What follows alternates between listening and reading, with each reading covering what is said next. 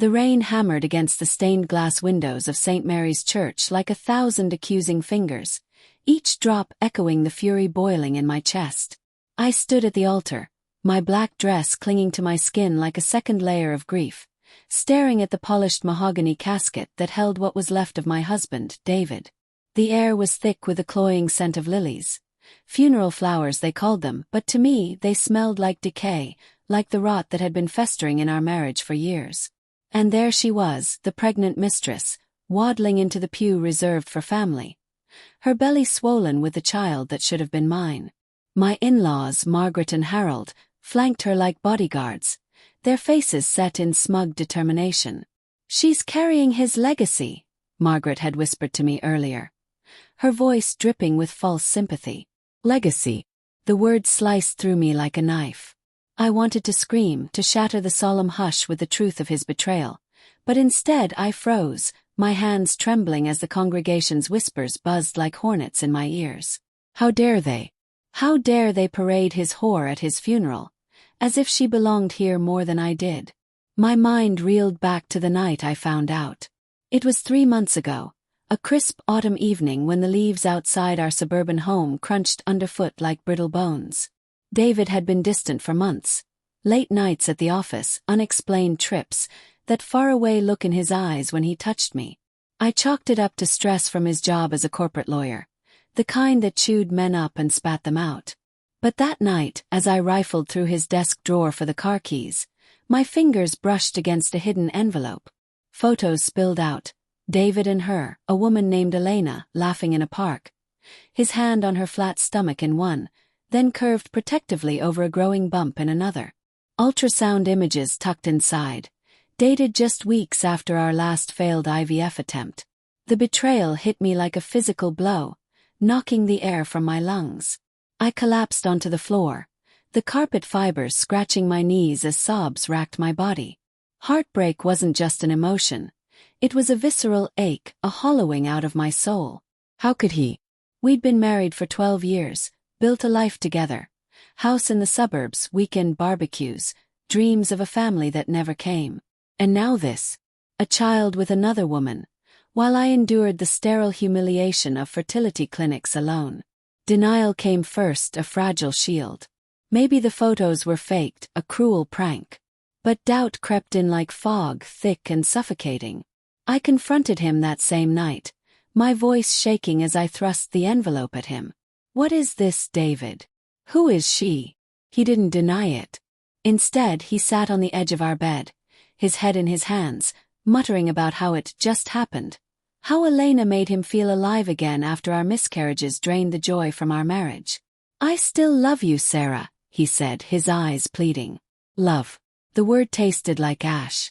Humiliation burned through me, picturing them together, her young body yielding what mine couldn't.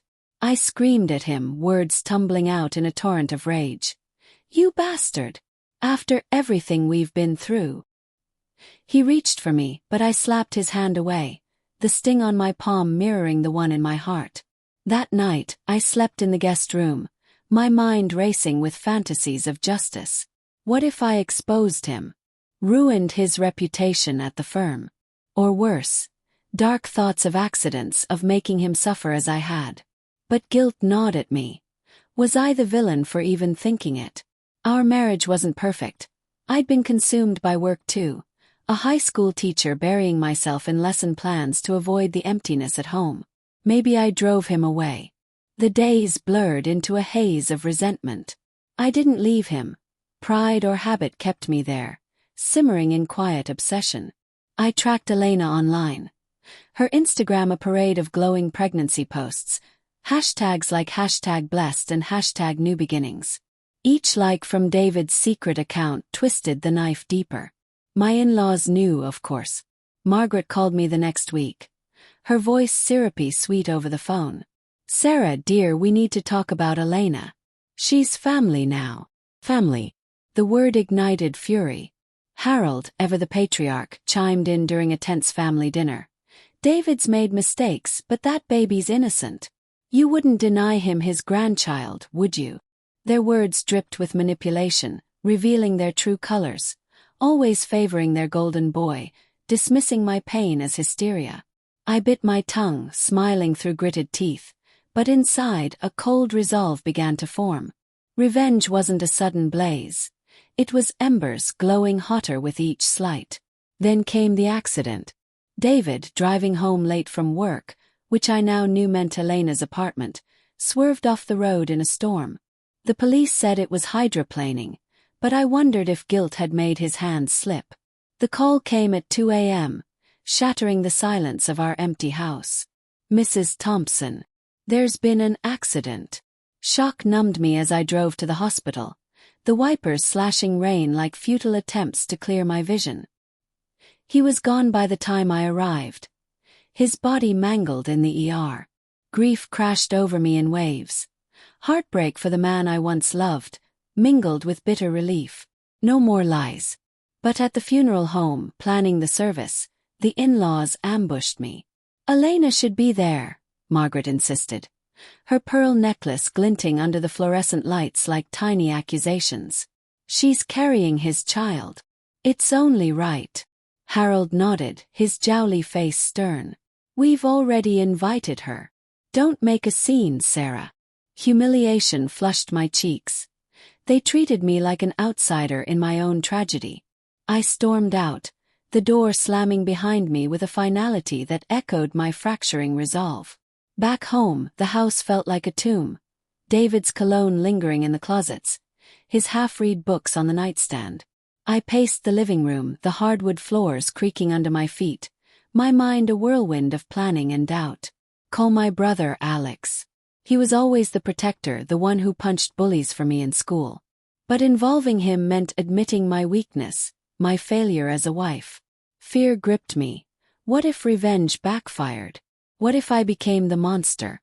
Yet obsession won out. I dialed Alex, my voice breaking as I spilled everything. "They want her at the funeral, Alex. Like she's the widow." Silence on the line, then his deep baritone. "Sarah, that's bullshit. What do you want me to do?" I hesitated, moral conflict twisting my gut. "Just be there. And speak if you have to." Little did I know his words would ignite the spark. The funeral day dawned gray and oppressive, the sky weeping as if in sympathy. Guests filed in, their murmurs a low hum like distant thunder. I stood by the casket, my fingers tracing the cold wood, whispering a final, conflicted goodbye. "You did this to us, David." Then Elena arrived, her maternity dress a soft pink blasphemy amid the black attire. She waddled to the front pew, supported by Margaret, who shot me a triumphant glance. Whispers rippled through the crowd. Shock, pity, judgment. My heart pounded, anger surging like bile. How could they? In that moment, humiliation morphed into cold calculation.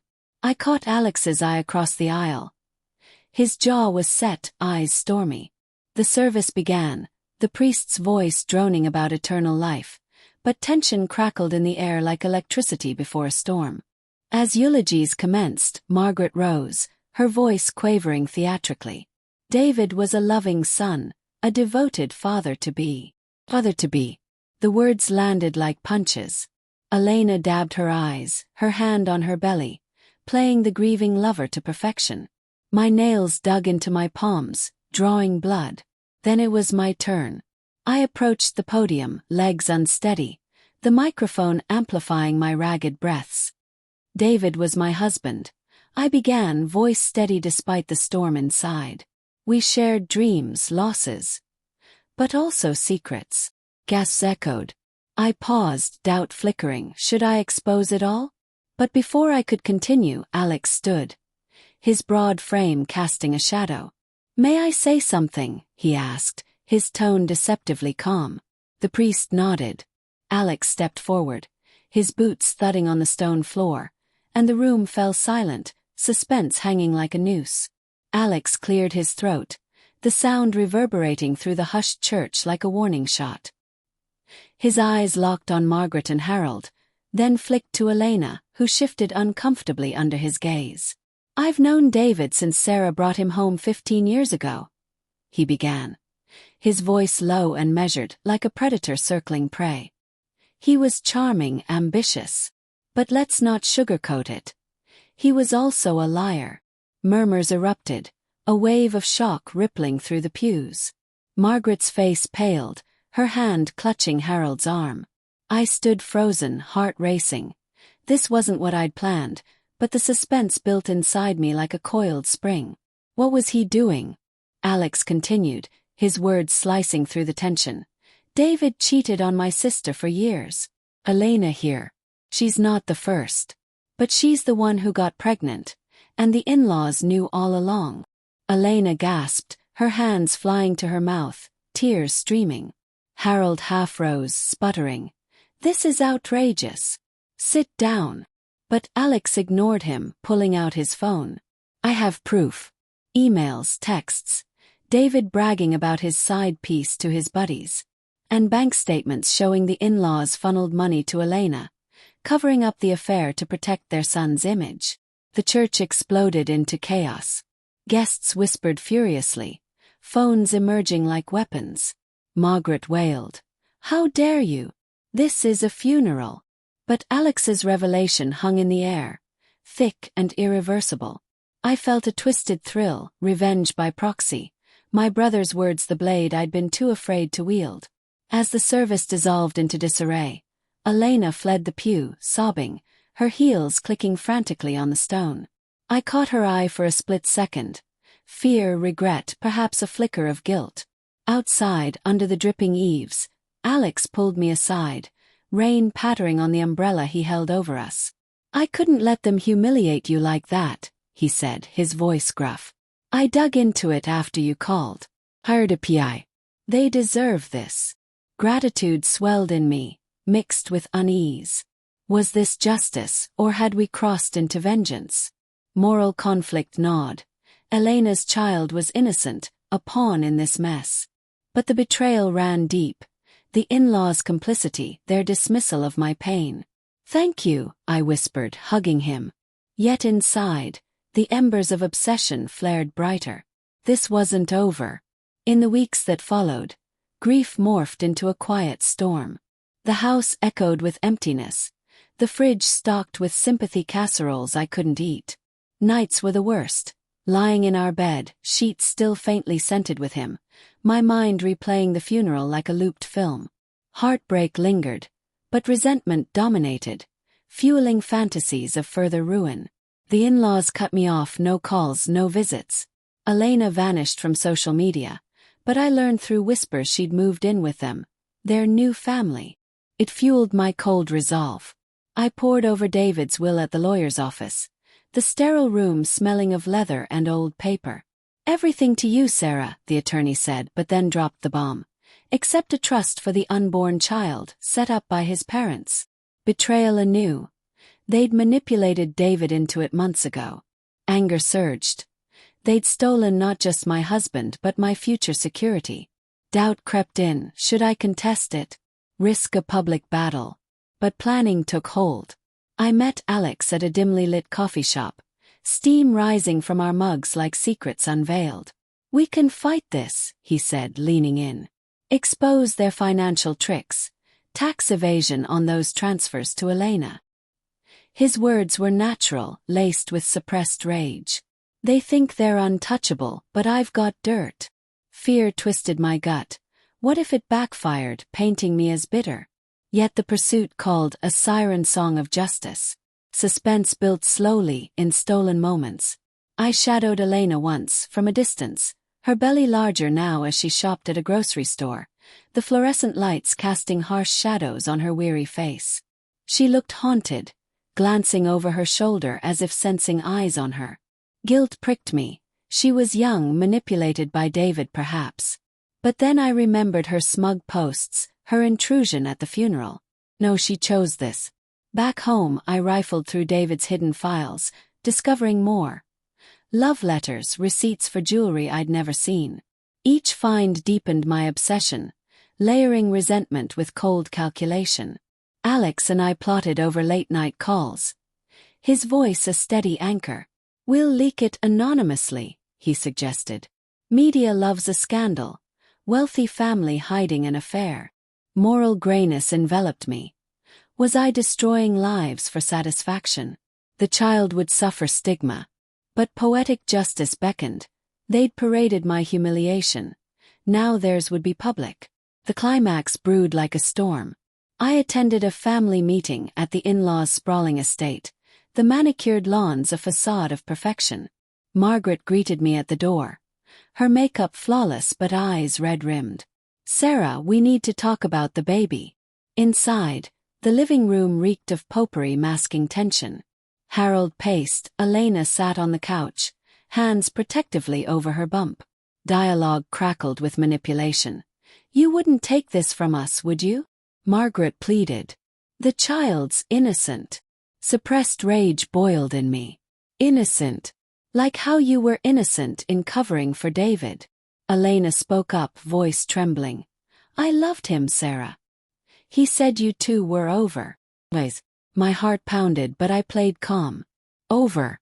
Funny, he never mentioned that in bed." The room tensed, suspense thickening. Then Alex arrived uninvited, documents in hand. "Actually," he said, voice like gravel, "let's discuss the fraud." What followed was a whirlwind of revelations. Alex laid out evidence. Forged signatures on the trust, embezzled funds from Harold's business to support Elena. "You funneled company money," he accused, papers slapping the table. Harold blustered. "This is blackmail." But Elena broke first, sobbing. "They pressured me to keep quiet. David promised to leave you." The twist hit. My in-laws had orchestrated it all, pushing David into the affair to secure an heir after our fertility struggles. Margaret confessed in tears. "We just wanted a grandchild." Betrayal's depths stunned me. They'd betrayed their own son too, driving him to guilt-ridden recklessness. In that moment, revenge felt justified, yet hollow. I didn't press charges. Poetic justice in their ruin. Instead, I walked away, leaving them to their fractured family. Months later, as Elena's child cried in the background of a distant life, I stood at David's grave, wind whispering through the trees. Heartbreak had scarred me, but resolve freed me. The twist. Alex revealed he'd fabricated some evidence, a morally gray act to force the confession. "For you," he said. Guilt lingered, but so did peace. Revenge wasn't sweet. It was necessary, a cold balm on raw wounds.